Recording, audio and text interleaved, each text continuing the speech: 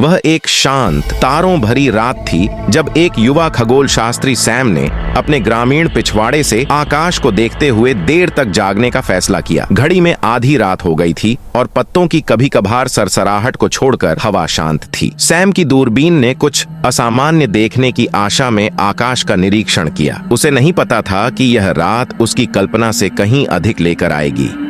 आकाश में अचानक प्रकाश की चमक फैल गई जो टूटते तारे के लिए बहुत अधिक चमकीली थी। चमकती हुई वस्तु को ट्रैक करते समय सैम का दिल तेजी से धड़कने लगा, जो तेजी से नीचे गिरती हुई प्रतीत हो रही थी। इससे पहले कि वह इसे पूरी तरह से संसाधित कर पाता, प्रकाश पास के एक खेत में गिरा, जिससे क्षेत्र पर एक भयानक नरम चमक फैल गई। जिज्ञासा ने डर पर काबू पा लिया और सैम ने एक टॉर्च पकड़ ली और अजीब रोशनी की ओर बढ़ गया। जैसे ही वह पास आया, एक छोटे चिकने अंतरिक्ष यान का आकार सामने आया। उसकी सांस गले में अटक गई। यह शिल्प उनके द्वारा अब तक देखी गई किसी भी चीज से भिन्न था। एक अलौकिक ऊर्जा के साथ धीरे धीरे गुनगुना रहा था। अचानक एक दरवाजा हल्की फुसफुसाहट के साथ खुला। एक आकृति बाहर निकली, लंबी, पतली और चांदनी में हल्की चमकती हुई। इसकी त्वचा चांदी जैसी चमक रही थी और इसकी आंखें बड़ी और चमकीली बुद्धिमत्ता की गहराई रखती थीं। एलियन ने शांतिपूर्ण मुद्रा में अपना हाथ उठाया। सैम हालांकि स्तब्ध था, उसने बदले में अपना हाथ उठाया। कोई शब्द नहीं बोले गए, लेकिन उस मौन आदान प्रदान में उनके बीच एक समझ